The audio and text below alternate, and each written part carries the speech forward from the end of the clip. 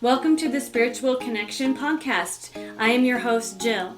In this podcast, we're going to be talking about your energy, their energy, manifesting, mindset, creating high vibrational healing for you, body work, the importance of massage and self-care, and much, much more. Let's get rolling. Hello, everyone, and welcome back to Om Shanti Healing Spiritual Connection Podcast. I am super excited to have Tamara back on. We just jive real well together, talking about our spiritual happenings in life and the things that we know and do and feel.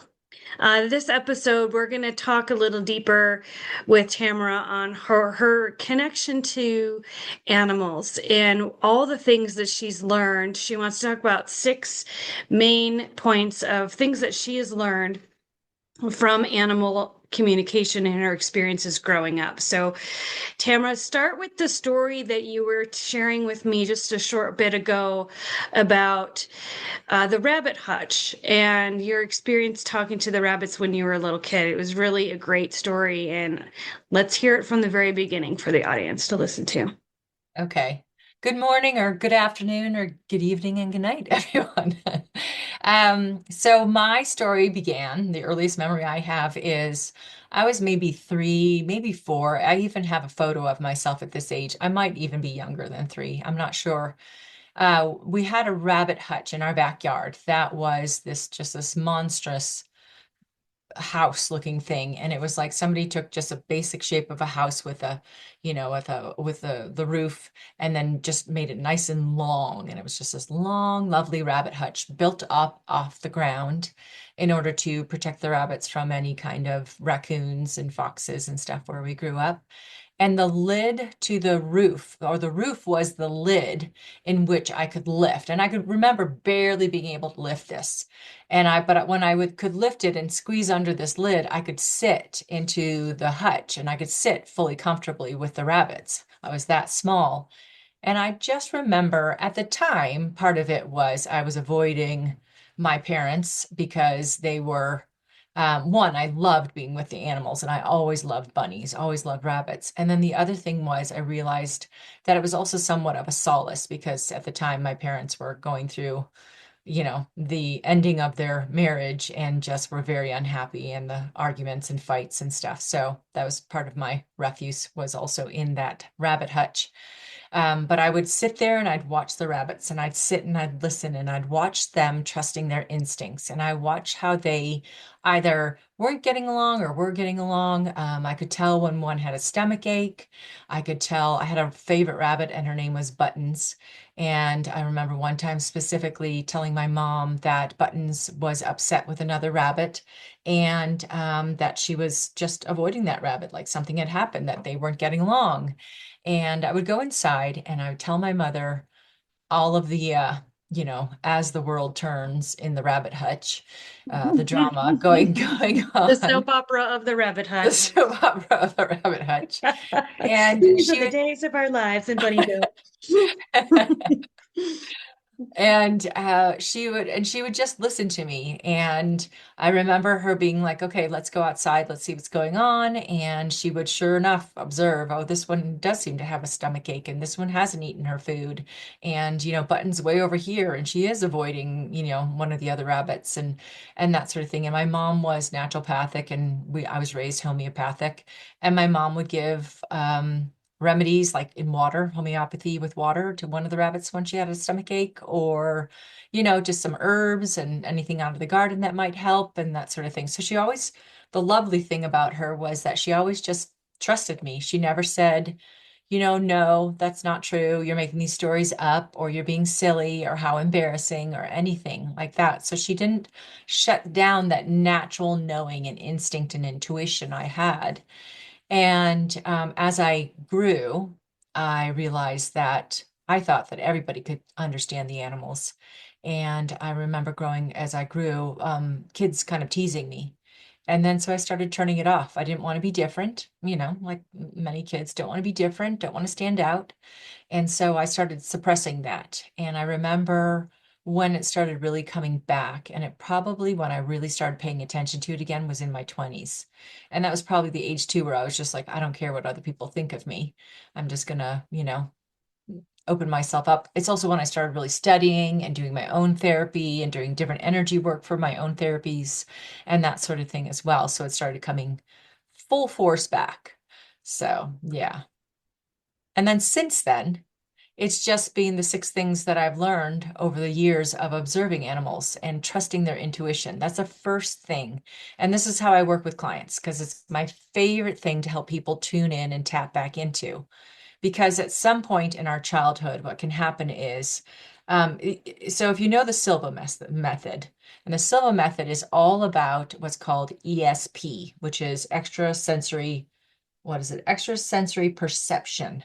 And to me, extrasensory perception is, yep, I always say it always feels weird to say perception, but perception um, is your instincts, your intuition, what you were born with, just like the animals are born with. And somewhere along your childhood, you can have that suppressed. You can have a parent who maybe doesn't know better, or a caretaker, or even sometimes a religious affiliation that can start shaming, blaming, shutting it down, that those instincts as children. So we're fortunate if we have somebody in our life who goes, no, if you have that instinct, trust it. And, it's just to foster that. So did you have any of that while you were growing up? Oh yes. I also had bunnies growing up. How cute. Yes. I was in 4-H as a child and I had bunnies that I bred for the 4-H fair Oh, cute. and sold them. My first attempt at entrepreneurship. Love it.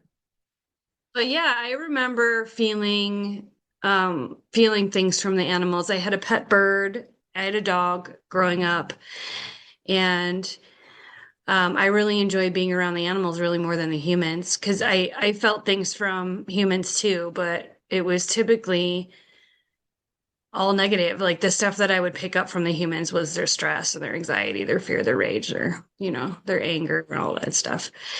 And I just didn't want to be around any of that. As a child, it was just really heavy. Hmm. So the animals, like being around the animals and just being outside, being in the trees, Yeah. Yeah. hanging out with the birds, hanging out with the bunnies. I really enjoyed like riding my bike to the field, like in the back part of my neighborhood, and just frolicking with the bugs. And we had like these tiny toads that would come every spring, Love the toads. and Oh, they love would those. eat the larvae on the milkweed plants. The ladybugs would lay their eggs on the milkweed Oh. plants, and it'd be covered in tiny, tiny little ladybugs. So that's where you'd find the little baby toads there, So I would hunt for them and bring them home and bring, the stems of the milkweed so they had plenty to eat and make them a little sanctuary and have them hang out. And, the bigger toads, I remember would eat the lightning bugs. Like we don't have very many lightning bugs here, Yeah. but in the Midwest, they're plentiful in the summertime. Mhm. And the toads would eat the lightning bugs and then their bellies would glow. Oh, They would wow. they would swallow them whole, Oh, and then cool. their bellies would glow when the lightning bugs went off because they were still alive inside their gut.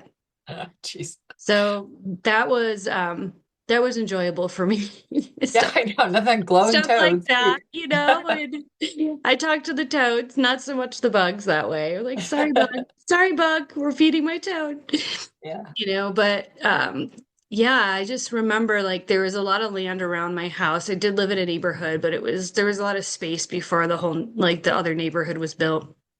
Yeah. So I had opportunity to just go and sit and observe, you know, Yeah. and be Right. away from the humans Oh, yeah, I agree. and just watch the animals, the little critters, the squirrels and the rabbits and the birds, that were around my neighborhood. And they were much more pleasurable. They were better company.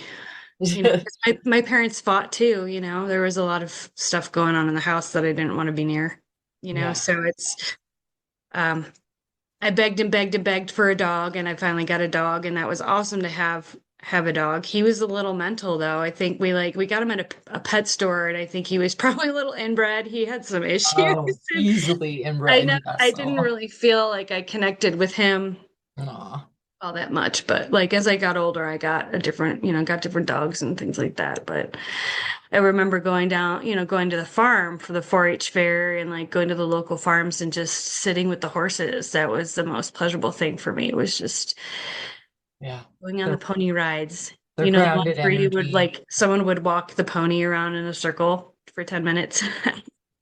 That was like a big thrill, Yeah. and just sitting and picking up what you felt around the animals, the farm animals and stuff. So, Right. One, I, they're so grounding and they're so earthing and all of that. I agree.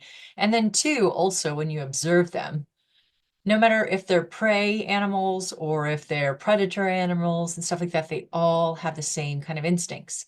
They trust their senses, all of their senses. You see them, open their eyes and look around and being aware of what's going on because their ears picked up something. Or if they're, you see them, all of them scent the air, smelling the air, and that sort of thing as well. And then first and foremost, though, a lot of them, the first instinct they get is the feeling. And I can feel the feelings from them.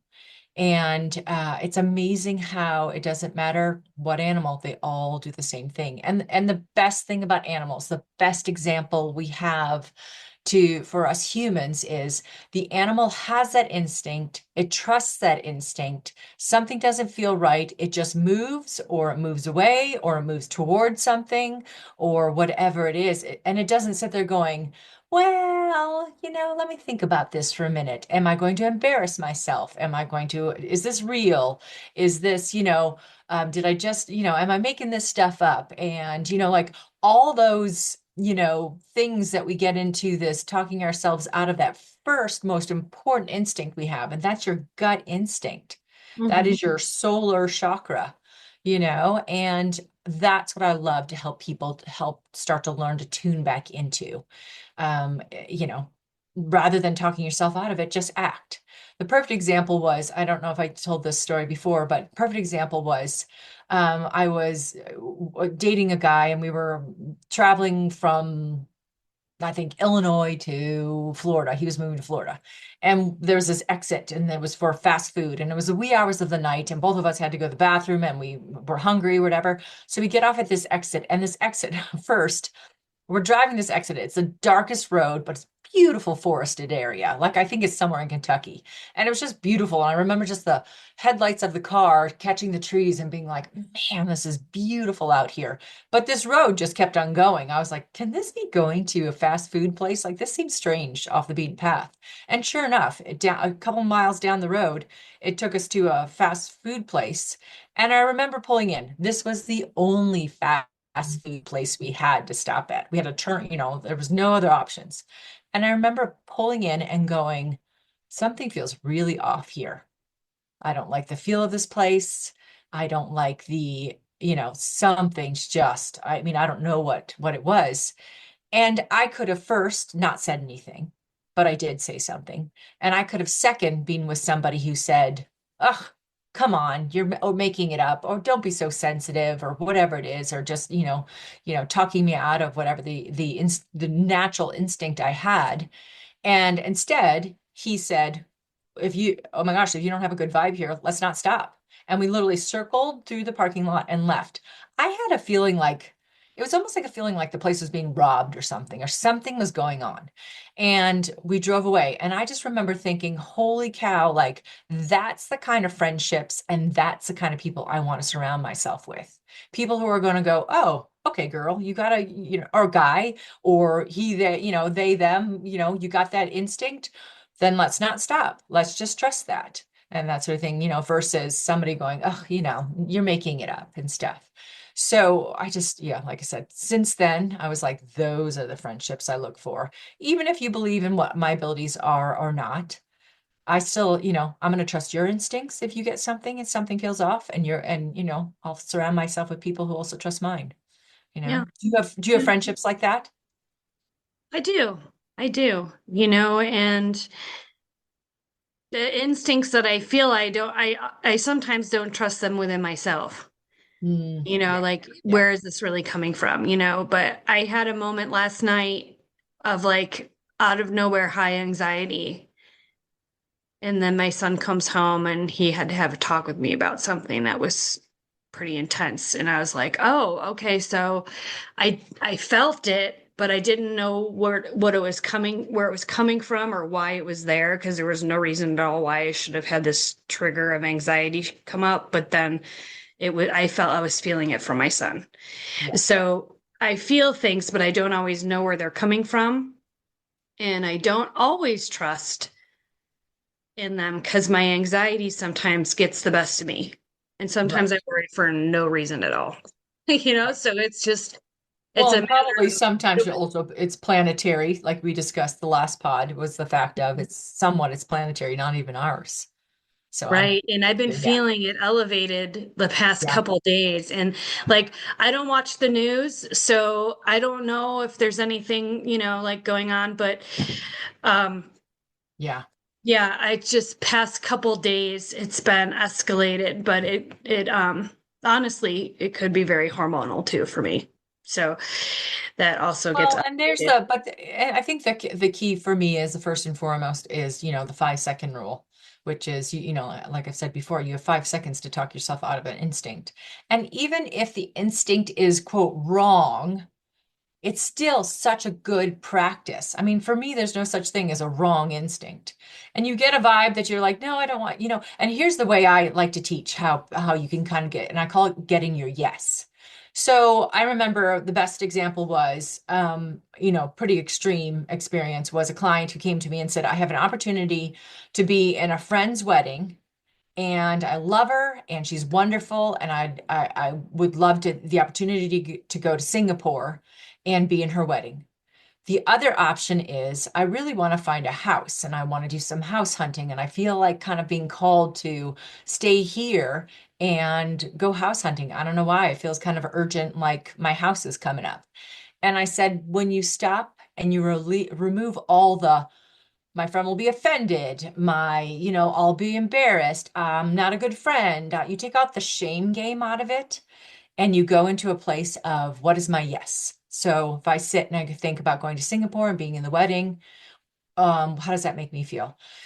Whew, well, that feels okay. And then when I think about staying here and going house hunting, how does that feel? Another deep breath. Oh my gosh, that feels so good. Like that feels like my yes. Well, there's your yes. There's your instinct. It's as simple as that. It's tuning in to what does it feel? What feels right for you in that moment, in that time? And like I said, letting go of all the other verbiage and the stuff we picked up as children and our own parent stuff and all the stuff versus what is your instinct? How does it come to you? Like I said, my favorite thing is animals just react and they da da da, and then like a herd of deer runs off, and because somebody got spooked or got a vibe or whatever it is, and then they run off and then they're calmed down and then they just start eating again. They're not sitting there going, "Oh my gosh, I'm so embarrassed. I made us all run," and How did my butt look when I was jumping out like that in a bush? And so was everyone exactly, looking? Is my white tail fluffy enough? Yeah, exactly. Oh right. my gosh, It's a like beautiful I was, thing.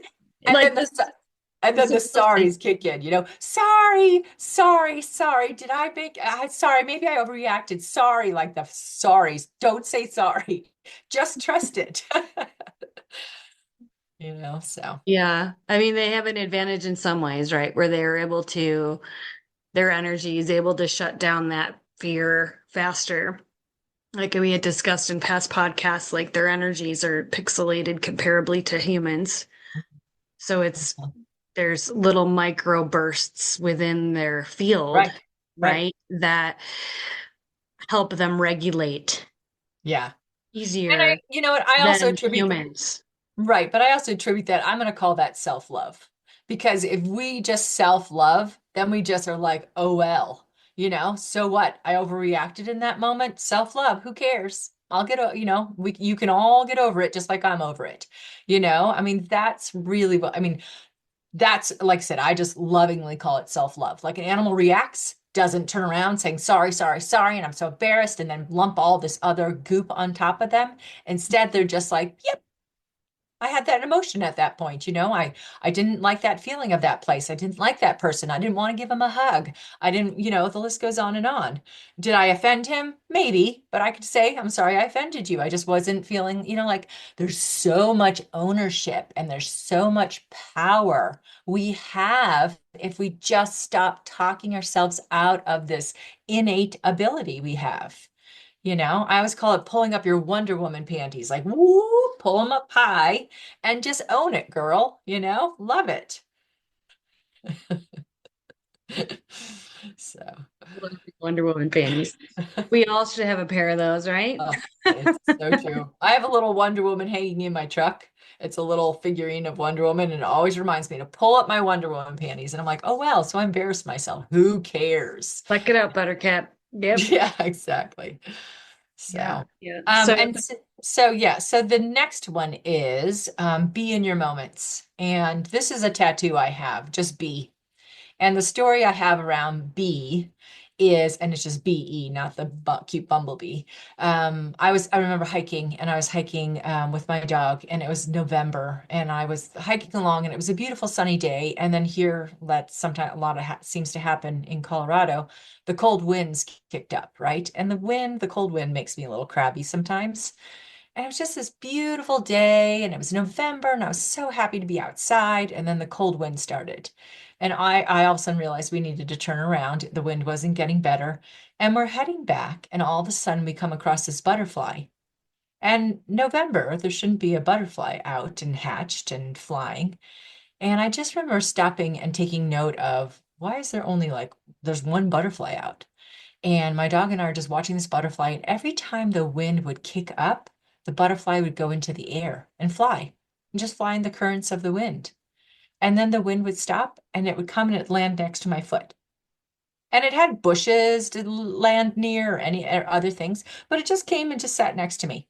And you would think, for me, I would think it'd be the opposite. The cold wind, who wants to be in the cold wind? Once the wind dies down, that's when you take flight and then you can go wherever and stuff. And it instead was doing the opposite. And so it'd sit next to my foot. And then the wind would kick up again and it would jump up in the air and it would just float and fly and just go in the currents of the wind. It was just having fun. It wasn't even doing anything and stuff like that. It wasn't, there was no pollen to be found. There were no flowers and that sort of thing, but it would just do this. And then the wind would die down again and it would land next to my foot or next to my dog. And my dog's just looking at it going, what is this butterfly doing? And in that moment, that's when I heard bee. So I had already had the tattoo of bee, and it's just be in your moments, be present. When the wind is blowing, be in the current of life, be in the current of the wind and that sort of thing, and allow yourself, be happy, be present, be in gratitude, just be. And so many, especially me lately, I've been living so much in the future and what I want and what I want to create and everything. And I constantly am reminded to be in my moments. And so I have a tattoo of that butterfly as well. And that butterfly is called a painted lady. And when I looked up the definition of a painted lady, it was spiritual enlightenment, a shift, new way of looking at things, and just I forget the whole definition, but it was so apropos for exactly where I was. And from that moment on, I'm just like, okay, remember to be in your moments and be the butterfly in the wind current and everything. So, yeah. And the animals, they're all present in that way. yes. Yeah. They all are. It's amazing what you can see if you look up in the sky, as far as things that fly and the birds of prey that live around here. Hmm. There was, I was driving past the lake by my house, and there was a hawk up in the sky, and it was catching the wind in such a way where it was just hovering in one spot. Like it might have been looking at some prey down on the ground, trying to find a way to get to it because there was trees below, but it was literally still in the Oh, air and yeah. just floating. And it fascinated me, like, Like, how amazing would it be to have wings and to be able to do that, Oh, yeah. And How it liberating. just made me think, like, would I trade my arms for wings if I could fly? Like it just made me ponder, like, how amazing would that be to have that a gift of flight and to Right. see the world from the bird's eye view. And I Right. just had a whole lot of appreciation for this bird and the way that it was just still in the air, just Being there, there. Right. not move, just being. It was just being Yeah, right there. exactly. Like, and how smart they are to instinctively know how to angle their bodies to Yeah, catch the wind without effort, without having to use their wings and just float in right. perfection. Oh, the metaphor for life, right? Float and be in your Just float in perfection. perfection in your own Yeah, version of whatever that is, right. right? You And know? and my favorite example too is animals play like no one's watching. They're just that reckless abandon of just playing with something. Like, it's a terrible example, but my cat, when she catches a mouse and she's in my backyard, and all she's doing is playing with that mouse. That mouse may not be playing with her, but she's having a good time playing with that mouse. She's not bringing it to show me. She doesn't want me to take it away from her. She just is doing her thing. A gross example, a sad example. I think mice are very cute, love them, and that sort of thing. But once again, I just watch her. I try to just take it as a moment of, like, once again, she's just in her moment. She doesn't care. She's not trying to impress anybody. She's not trying to get my approval or anything like that. I also love that animals have their own way of laughter. They express their love freely. They take a cue that, we can soak in the sun and the beauty around us. They breathe the fresh air. Even on a rainy day, there's just beauty in that. And you just see the animals. Like, years ago, I was even in Singapore. And I remember, my husband and I walking the zoo, and all the animals came out because it was such a nice break from the heat that when it was raining. So we walked around the zoo in the rain, and all the animals were just so happy and vibrant out in that rain. It's a perfect example of stretching, be silly, laugh, dance, lift your face to the sunshine, your nose to the wind, cherishing our time with our loved ones and all of that kind of thing. So Yeah. just being, be. Yeah. There's such non-attachment to watching them, and their ability to just be who they are in that moment. And I Hmm. watch my dogs play. It's so entertaining and it just fills me up with so much love to just watch them engaging because they're just being dogs. Hmm. They're not putting on a show for anybody. Yeah. They're having their moment together where they're bonding and they're licking each other and they're making weird growly noises as they're, playing and interacting. And it's the way that they bond and the way that they build trust for one another, Mhm. and Right. it's so simplistic, So, and they do it for a while and then they take a nap. right. And and then laying in the Like, sunshine. gosh, And life's so simple for them. yeah. That's all they need to worry about is playing and eating and pooping and, Oh, the simple things. and where their next nap is going to be, So true. which I get is up. usually right by my side somewhere. Where they're both in here with me right now. One is snoring, one is twitching and squeaking and dreaming about something, Cute. but they're free to do that, right? Yeah. I think the same thing so I get up in the morning, and before I turn anything on, I go outside and I put up my blanket on the ground and I sit in the sunshine for like 10 minutes. Just doing like my own little meditation and just to observe this, absorb the sunshine, and all my animals are like, "Yay, she's on the ground." And they all come out and say their, hellos, but then off doing their own thing as well and circling back. But it's just like I take a page from their book and I just go out and sit in the sunshine when there is sunshine, go sit in the sunshine and, take those couple of minutes just to even just do some gratitude as well and stuff. So, I think that's so important to really set the tone for the day, to yeah. help us get a little closer to what they do, right? Like we Right. can we can learn so much from our animals. So true.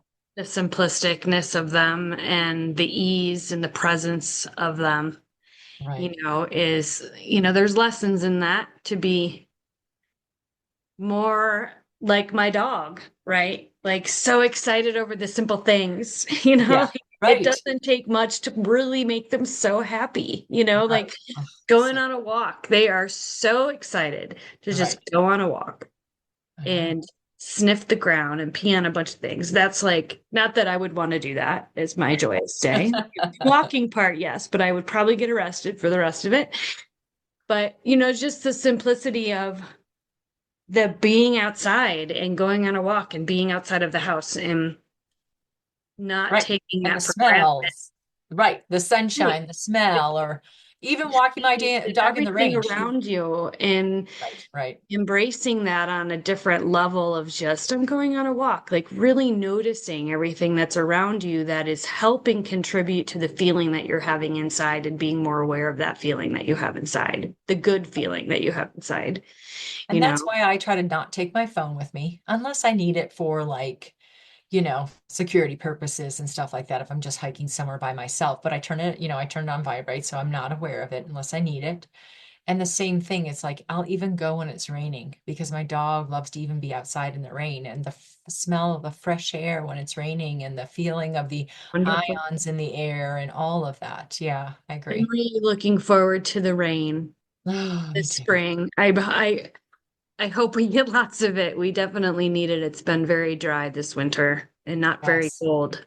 Yes, very true. So True. I'm looking forward to the rain. It's cold rain, but it's refreshing nonetheless, and Right. that cold crispness on the face with the rain is just, it's very pleasurable. Yeah.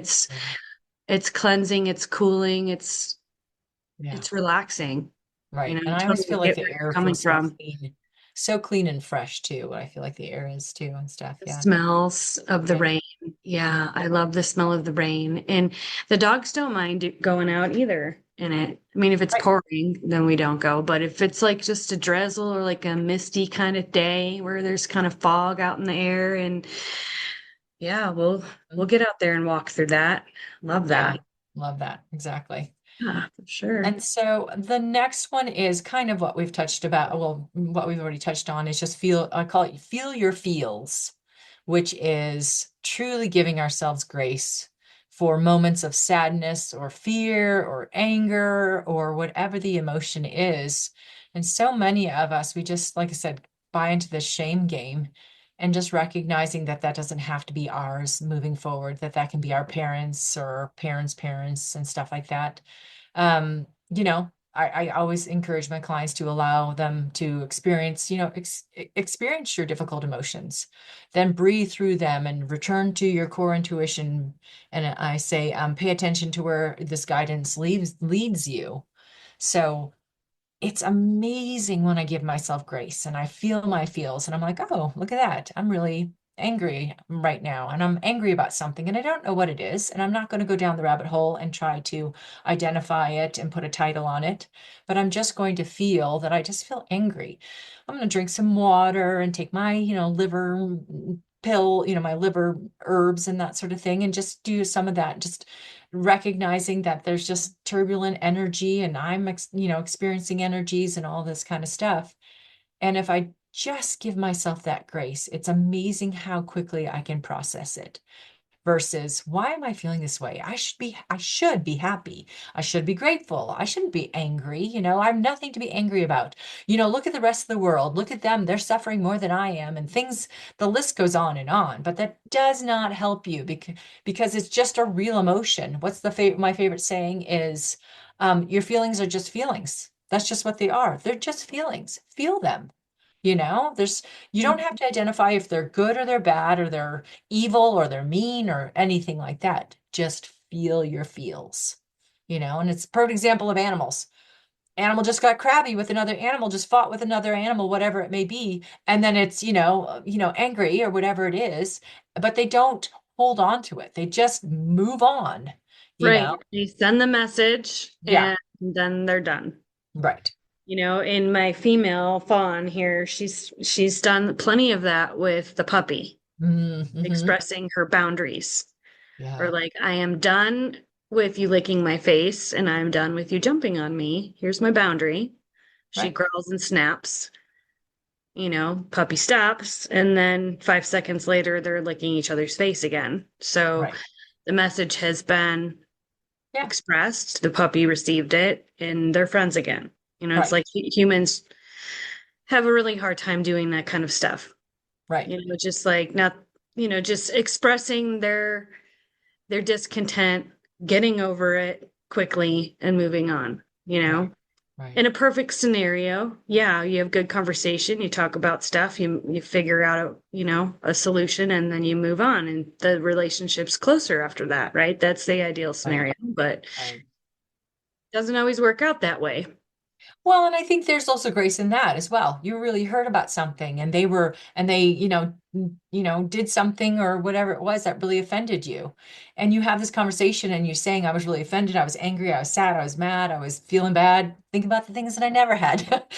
And um and you just and then the person and then you can have that discussion and you can hear each other. And then you can still walk away going, I still am going to need some time to process this. I Mhm. just and so give each other grace that way. And okay, take your time to process it. If we need to discuss it a little bit more, let me know. But it's amazing how if somebody just feels heard in those examples, they can still go away and still feel their feels. But then many times it's amazing how then if they really want to move forward, then they can let that go and, move forward and be licking each other's face again. One way or the other. Right, exactly, exactly. Yeah, there's a lot of lessons to be learned from our critters. There are. And then the next one, so I love to teach kids all of these things and tell them stories along the way. And love to teach these things. This next one I don't share with children because, maybe not all children want to hear this. And it's don't fear death. Really try not to fear death. It's amazing all the animals I've ever spoken with, and even the humans that have passed away. I've had some examples of even humans I've been very close to who have visited me afterwards, or I could see them right after they passed in the room with us. And there's no fear, there's no resentment, there's no anger. Like that when clients come to me and my animal passed away, and did I wait too long? Did I put them to sleep too early? Did they, all the questions and all the grief and, it's once again some of that shame that we can lump into the equation of putting an animal to sleep or supporting it and or even sometimes with somebody who's had an animal get hit by a car or whatever it may be, the animals just, the first thing they always say to me is, why are they still crying? Why are they still crying? Let me show you how great I'm doing. And they will show me themselves young again. They'll show me that they can jump in the car easily. They'll show me that they can run on the beach, one of their favorite places, the beach or the woods, and they're running through the woods again. Or many times they'll also tell me, I know that they just went to this place again, and just please tell them I was with them and this is the way I looked. And they show me themselves young and vibrant and happy. And I've never spoken with an animal that was like, they shoulda, woulda, coulda. Um, I wish they had done this differently or anything like that. There's just pure love. And their lesson that they came into their lives to learn is just what they came into their lives to learn. And then once the animal's gone, the animal's like, yeah, I'm good. We're good, you know?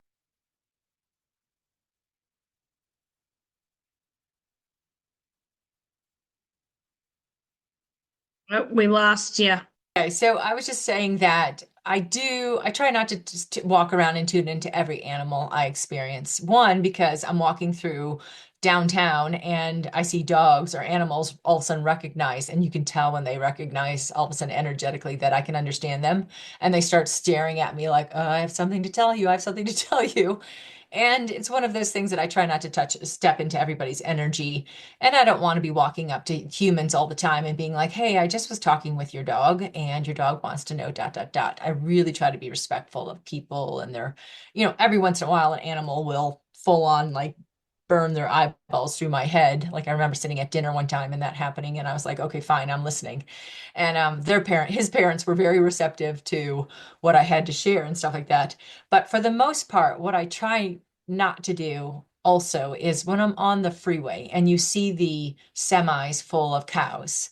or sheep or whatever it is. And the fear and terror and all of that within that is just overwhelming.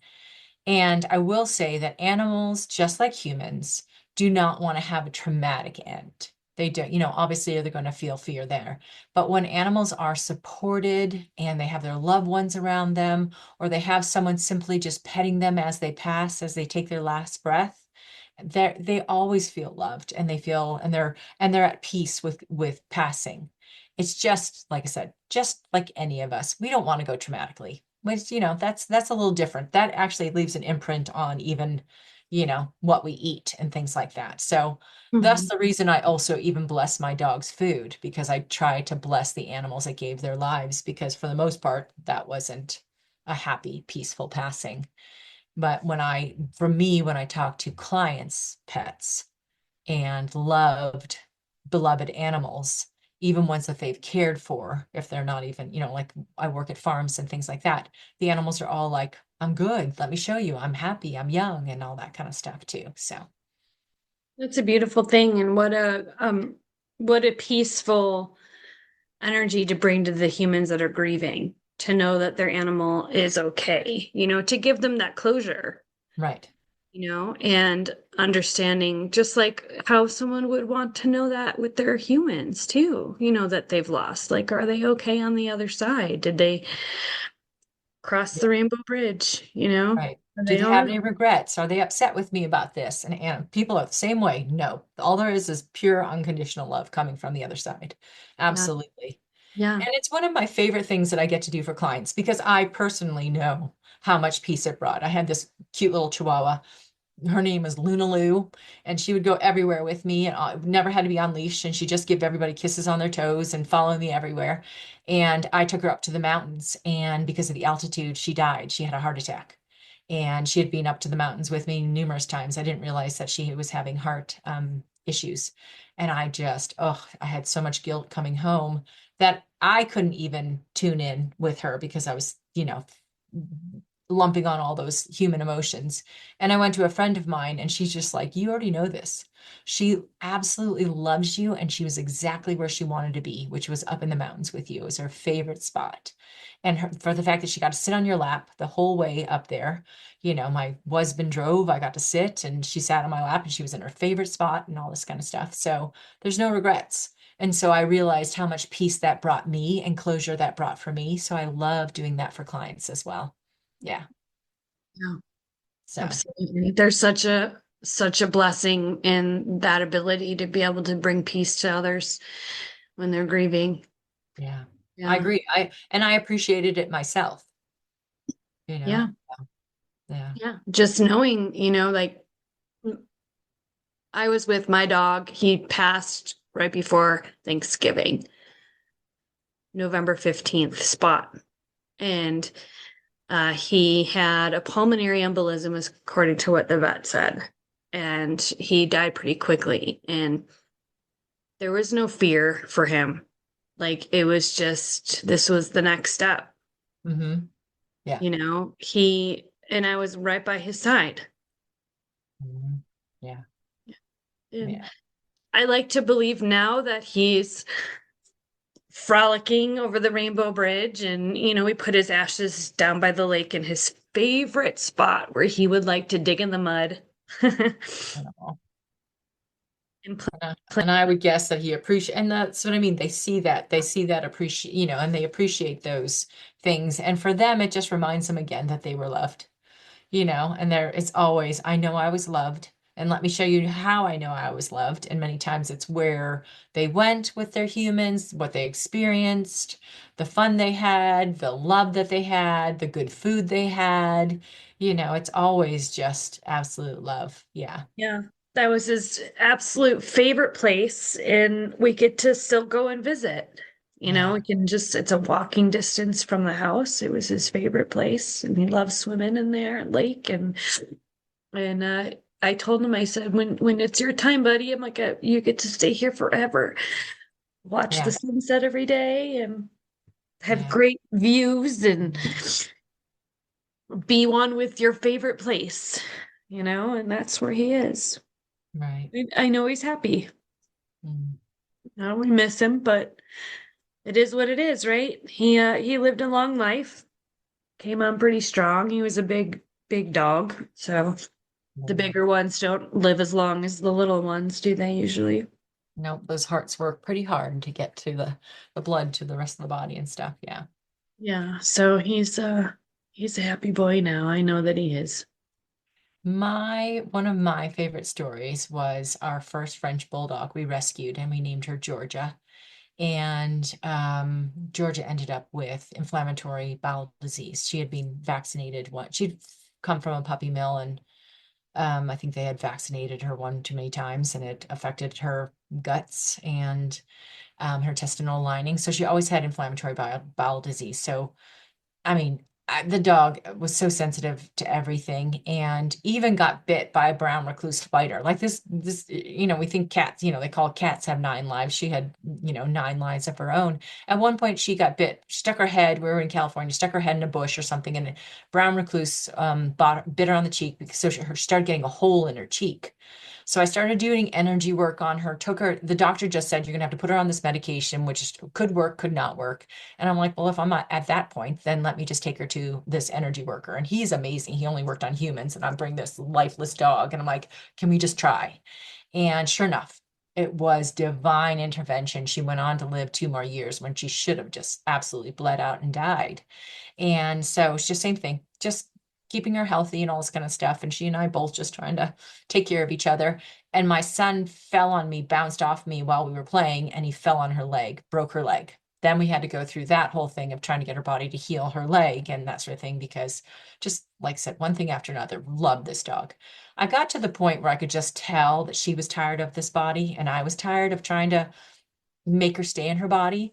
And animals just get that way, where they're just like, I love you. I love this life. I've been so blessed, but I'm just tired of my body. I'm just, I think it's just time. And they'll tell me sometimes, I just think I'm almost ready to leave. So more often than not, they'll say, when you're ready, please tell them when they're ready, I'm ready. And that sort of thing. So just supporting them for whenever the decision's right. And and then other times they're just like, yep, I'm done with my body. I'm tapping out. I'm not really giving you an option here and stuff like that. You're just going to have to, put me to sleep. But I remember putting her to sleep. And the wildest thing was, and I sobbed after that dog passed and stuff like that, and putting her to sleep. I couldn't get over how much I cried. And then poor Brody, my son Brody, first time he had ever really seen me sob, cry like that. And we walked outside of the vet, and we were getting into the car, and somebody was getting their dog out of their car to go into the vet, and they literally said, come on, Georgia, you can do it, come on, Georgia. Literally, the dog's name was Georgia, that the person was Oh, trying to get out of man. the car. And so for me, that was confirmation. She's saying, you did the right thing. I'm still with you. There I am, example of I'm still with you. And then the next morning, I remember waking up, and Georgia always had this thing when it was feeding time. She sat in this one specific place in the kitchen. She wasn't supposed to be on the kitchen. She was supposed to be on the mat outside of the kitchen waiting for her food. But she would sneak in and she'd just be like, I'm just sitting here watching you. I'm not begging, and she'd put her back up against the oven, and she'd kick her one leg out. She had this one way of sitting, and a lot of French bulldogs kind of sit this way with one leg kind of sitting, and she's sitting up and kind of got her stomach out. And I remember making the rest of the dogs their food, and there was a cold spot exactly where Georgia would sit. And I remember putting my foot over there and feeling that cold spot. Everywhere else in the kitchen was warm, and just kept on, and so I just started crying again, and I'm making them breakfast and that sort of thing. And I finally said, good morning, Georgia, and stuff. And sure enough, the moment I acknowledged her, that cold spot went away. And it was just the same temperature as the rest of the kitchen. And so you talk about ghosts and you talk about spirits, and they do bring either orbs or they bring even cold spots. And and I've had multiple experiences like that. Like just this couple summers ago, I had to put my dog Gus Gus to sleep. And sure enough, after Gus Gus dies, the next day I'm walking my other two dogs, and this woman's working with her puppy, and it was a golden retriever, beautiful golden retriever, where our dog was just this little dachshund thing and little boy and stuff like that. But she's talking to she's training her puppy, and she goes, come on, Gus Gus. And the puppy's name was Gus Gus. Like it's just this, the circle of life and the way that they come to us to say, I'm giving you this moment to tell you that I'm good. We're good. There's no, there's still Gus is still in the air, and and that sort of thing. So Yeah, yeah, yeah, very much so. There, I believe that too, that they stay around, yeah, keep an eye on things and yeah, being present. Yeah. yeah, There's yeah. been some times when, like right after Spot passed, Fawn went on a bit of a hunger strike, and Mm, she was grieving, mhm. and I would catch her just kind of like sitting and staring at the wall, like off into the distance, like not engaging with anybody. She was clearly looking at something that we didn't see. Right. And it made me wonder if he was around and if she was watching him. Yeah. Well, And and the sad thing is they can, the good thing, the nice thing is the same thing. The animals bring the other animals left here on Earth comfort. But then the animals still mourn them as well. The animals mourn their physical bodies. They may be able to see them, or they see a shimmer of something, or they see a colors or and that sort of thing. So they can still feel them around them, but they still, just like us, mourn the physical body. yeah, And yeah, yeah. And some animals just really continue mourning because they just have had such a strong connection to that animal. And that's also where I love to come in, is to work with animals that are also mourning that and being able to bring them comfort and feel like they're being heard. And many times I've had the experience where after I've spoken with people's animals, then they start to perk up, then they start to want to eat again and that sort of thing, because you're just like, you're going to see them again. You're going to be able to truly feel them again and that sort of thing. And they may be gone for now physically, but that doesn't mean that they're, that you're not loved and you're not going to still be cared for and everything. And it's amazing how animals do seem to perk up. They just need like a little bit of, you know, just to be heard, a yeah, little bit yeah, of comfort, extra comfort. Yeah. yeah, yeah, Yeah. absolutely. We remedied that with a puppy, and Right. it took Fawn a little bit to understand that this dog is not going to play the same way as her older brother did. But it's better, you know. Hmm. There's more of a love connection between the Yeah. two girls, Nice. and the dynamic of their play is much friendlier and happier and trusting. So it was a good transition, and she's brought a lot of really good puppy love energy into the house, and has lifted Fawn up, I think, from a place that she might have even been stuck in when Spot was still around. Oh, interesting. Yeah. Spot was very indecisive on whether or not he wanted play. Like he would Right. instigate and then she would play back, and then he'd get very like mean, like a bipolar kind of thing. And maybe that was because of his old age, maybe because he had pain. I Yeah. feel like it could have been because his hips were hurting. Did And that change with when he got older, or was that who he was? that's always really who he's been, Yeah, yeah, okay. and So there it's are things like that though. They say that even like if you watch wolves and the wolf pack, and I say this all the time, the wolves don't want to follow the unstable alpha. And you can have an unstable alpha. You can have an alpha who really just rules the pack by intimidation, by, not exactly, sometimes not knowing what personality you were going to get and that sort of thing. The wolves do not want to follow that. They want to follow a calm, assertive, someone level. They know what the rules are and that sort of thing. And if they get out of line, they get a correction, but it's not, I don't, it's just like us being children. You want parents who are, I know the rules, I know I broke them, so I know there's a repercussion for it, versus I don't always know what the rules are because they seem to change, or they get angry about little things when other times they don't. Like there's that inconsistency. So animals want the same thing with the alpha as well. Mhm. Yeah. Yeah, So, yeah, very, very so true. then, yeah. And then the next one is let go of the shoulds. This is one of my favorite things that I've just given myself grace over. Like we don't share with animals shame and guilt, what I call the shoulds and the shame. Animals don't carry these burdens. They may linger in their feelings and for a little while, but we humans constantly and what we humans constantly do, and I've recognized this with working with some of the sanctuaries, is we like to retell their stories of trauma over and over again. and I understand there's an element to that, to bringing in funds, and you want people to know where this animal came from. But I will tell you, the funniest thing is watching hogs.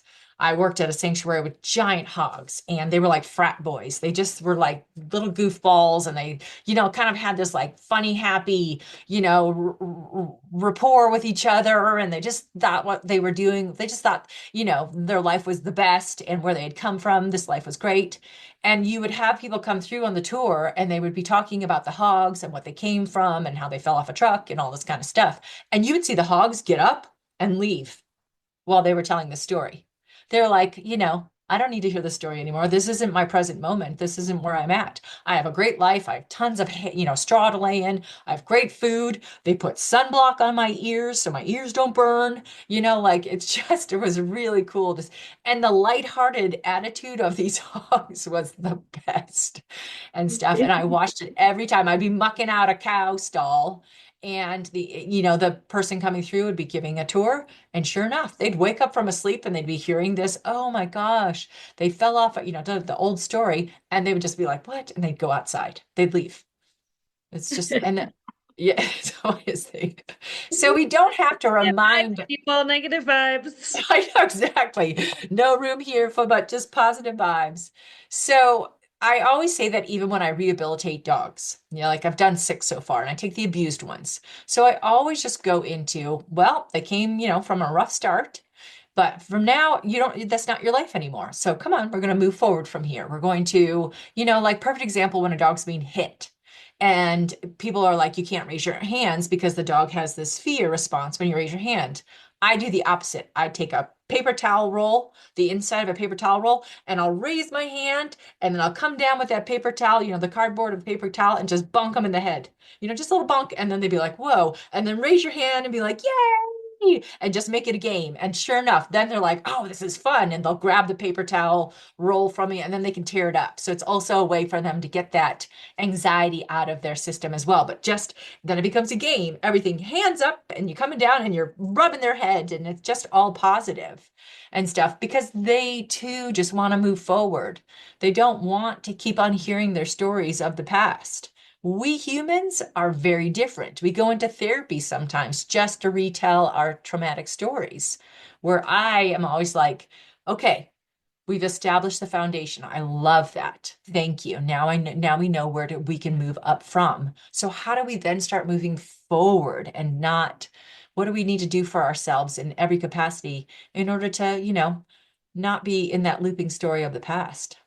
Yeah. What lessons can we learn from the animals? Because they can let it go a Yeah. lot easier than us. Yes. Right. And it's a choice. It's instinct too, I think, for them. It's just like they Right. don't have the capacity to hold on to, they're in survival all the time. That's their focus is Right. not becoming prey, Right. right? And surviving and keeping their energy on the surrounding area and always watching for danger to come.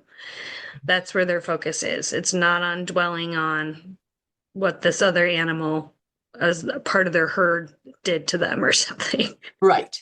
And And there, it's a beautiful thing. I wish we were all better at it. It could be a choice for us, too. It's like we choose to linger, we choose to fester, we choose to hold grudges, we choose to stay angry. You know, we have the power to let it go too. We yes. just have the our more complex brains make it a lot harder for us to Well, it's also do still so. And then we can somewhat a, use those experiences as excuses, as right. scapegoats, as ways to not work on our own stuff, as Right. ways to not have an excuse to not move forward and maybe shift to something a little uncomfortable in order to grow out of something from the past, right? It's all, it's a band-aid in a sense that we can use in our complex victimization mind, right? To stay stagnant. Right. And it's all a choice. We choose it, And there's something to be you know? said too, to give absolute love and grace. It's also a protection mechanism. And I 1,000% understand this. It's taken me some time to trust again after everything. It's been 4 years since my divorce. And it's taken me still some time to, really and my word is safe, to really feel safe and to feel safe within myself, to be able to be safe out in the world. And it's just, there's something to be said about when you just, your world just blows up, how you know, have to relearn to build your foundation again. Yeah. And like I said, really Yeah. be able to find ways And, and find people who can help you yeah. recreate that and rebuild that. Yeah. And that, that takes time. And Hmm. like how the animals would do it, if a half grown deer lost its mother, that's traumatic for the animal. Hmm. They're not going to just get over it. They feel that stuff too. They feel grief, they feel fear, they feel abandonment, Right. but they manage it in a different way. Right. The herd will take over and raise Right. that baby for them. Another doe will step in, Right. Right. and take over. That can't really happen in a human experience, I mean, it right? Because can if we allow. Right. live with families, and it's not. We just have to figure it out in a different way, Right. you know? And there's something to be said too that I have spoken with animals that don't trust humans, that have had, extensive abuse.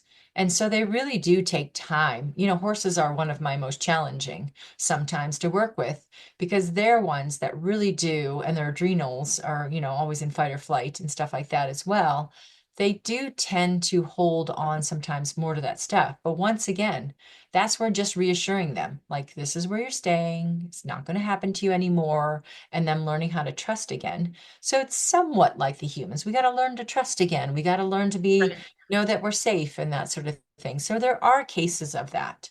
But for Yep. the most part, animals, once they're in their routine and they've got a good life, they're just kind of like, and the best way I always encourage people when I teach animal communication is like I worked with a cow, and she was a dairy cow. She was just a baby, and she was raised on a dairy farm, which was just abuse and standing in her own feces up to her knees.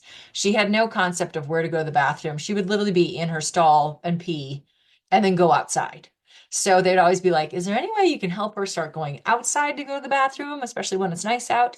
And so I started showing her that she could go outside. She would literally, the door to her stall would be closed, and I'd be in there mucking her stall, and she'd be trying to come into the stall to go to the bathroom because that's what she had learned. And so that day, I spent time with her, showing her to go outside in the sunshine. And I showed her body getting bigger and stronger, and her growing and her staying on the farm to show her that she was safe. You couldn't touch this cow. This cow wanted nothing to do with humans. All she had learned was generation after generation watching her mother disappear, the mothers disappear, and the babies left and loaded up in a truck. The list goes on and on. So, I showed her that she was going to grow bigger, grow older. I showed how cows play and are silly and how they jump and they, frolic out in the fields and that sort of thing. And I showed her herself that way. And then I sat with that feeling of relieving yourself, but relieving yourself outside with the sunshine or outside in the weather and that sort of thing. And sure enough, she started going to the bathroom outside, as well as she's actually one of the friendliest cows now on the farm. So if you just show them that they get to be safe as well, like working with a child, if I can just show you from my actions that you're safe, that I'm not going to hit you, that I'm not going to, that there's a consistency in my personality, and that, like, it's just amazing how animals can be such a great example of that. So, Yeah. yeah. And that leads into my finally embrace forgiveness, which is my number one thing. It's like, the age-old saying, when you're angry and you are holding a grudge against somebody, it doesn't affect that other person. It only affects you. So why would I want to walk through life being angry and upset with people in my life? One of the exercises that I love is getting up in the morning and writing what I'm grateful for. And I remember somebody saying, write down what you're grateful for, send 3 people in your life that bug you, which I liked, bug you, rather than 3 people that you're angry with or you hate and that sort of thing. And then you sit and meditate. And I do that. And then I realized as I started really loving myself more, learning to like myself more, giving myself grace, giving myself a big colossal break, I didn't have anybody who bugged me, didn't have anybody to write down who bugged me versus a long list of I hate this person, I hate this person, because what's the point of that? I'm carrying that around. It's not affecting them. Right, right. It's their like you're letting them take your power, Yes. and yeah, people will hurt us off and on throughout our whole lives, some intentionally, some not. Right. So I like to see it. It took me a while too in my divorce to really kind of shift perspective around, you know, it was done to me and the pain was done to me and it was on purpose. And yeah, maybe part of it was, but I had to shift my perspective and work on forgiveness and see the parts that were the parts of that pain that were coming from deeper parts of him that were in pain. Right. And the stuff that he had endured through his childhood and the way that he has just done the very best he can to manage and function in his life with all the stuff that he's carrying. And Right. to forgive him for that and to forgive him for not, um, to forgive him for not wanting to address that himself, I guess, because of the discomfort around it. A Right. lot of people can just stuff it forever and they're happy with that. And some people choose that and that helps them cope. And, whatever works that gets you through to the next day and it's a good fit for you, then so be it, and forgiving around those pains inside him that were deeply rooted. Right. And it wasn't necessarily intentionally for me personally to be attacked, but it was the only way he knew how to manage the situation to keep himself feeling like he had some sort of sense of power, and to forgive that. Like And I you're think human, there's you're doing also the best you can, right. right? Right. And I forgive those parts that are really deeply wounded, Yeah. and doing the best that they can. And there's relief in that rather than holding on to the blame and the shame, Right. Right. And right? then what about also your own forgiveness? Because that one was a big one for me.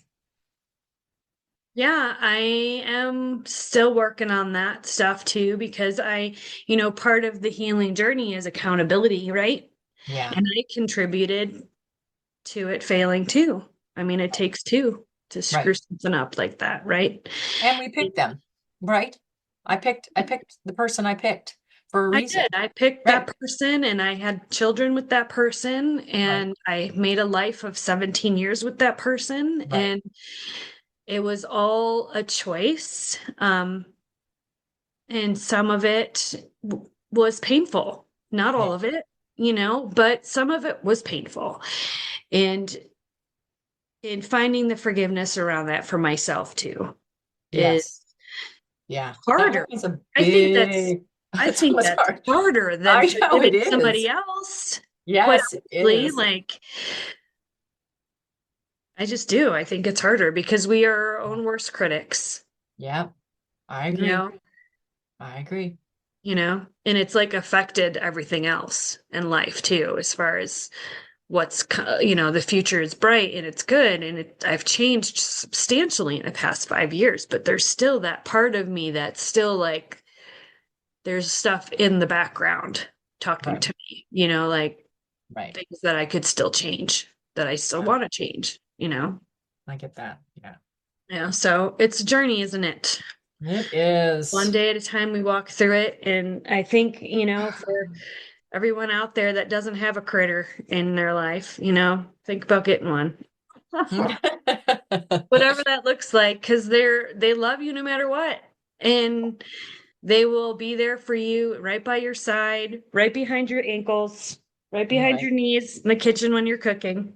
And if you don't want to get one, then just go commune with the animals in nature and see what they Right? teach you out sitting with them and stuff like that. Like Be there's a part of it freedom somehow. to be held when you don't have to be like, oh crud, I gotta go home and walk my dogs and let them out or this, that, and the other thing. There's something to be said about that freedom. And then, like I said, though, even if you don't, I just find there's beauty in animals, even if you don't have one at home. They're everywhere. It's Right, just, yeah, right. Go to yeah. your local pet store or Don't your go to the pet store. Hopefully, don't well, don't buy one from there. don't, Definitely don't we buy one from we there, don't but thankfully you sell can go puppies and here. look at the critters, you know. Yeah, And yeah. the one we bought from the pet store was he was mentally wrong. There was something wrong with that guy. But he was probably inbred. It wasn't his fault. Oh, I had 100% Staffordshire Terrier. 100%. And she was the goofiest looking thing. She looked like she was a boxer mix. And we did a DNA because we were curious. And it turned out she was 100% Staffy. And I was like, how is that possible? And they said probably brother and sister. So I pulled that from a shelter. I didn't even go to the pet store to get that. And she Yeah, was the best, goofiest dog and just the sweetest thing. But she ended up with a brain tumor from inbreeding, and stuff like yeah, that, cancers and stuff. So, yeah. but she was just the funniest thing ever. And the way she ran, she was just all legs and ears, just made you laugh, that dog. Yeah. Oh, yeah. Yeah. So, well, Uh, thank you so much. Is there anything else you want to share from your no, list of things? that was my So, 6 things. thank you for sharing those. And Oh, thank you for listening, everybody. And we will be with you again. I'm sure Tamara will come back on, won't you? Please, will you come back on? I'll figure out some more stuff to talk about. Yeah, let's do some more woohoo stuff later Yeah. and get on board with some cool stuff. And for those of you listening, Tamara's website is share. Yourrootedtruth.com. Yourrootedtruth.com. Yeah. Yeah. So if you want her to do some readings on any of your critters, she is more than happy to do that remotely.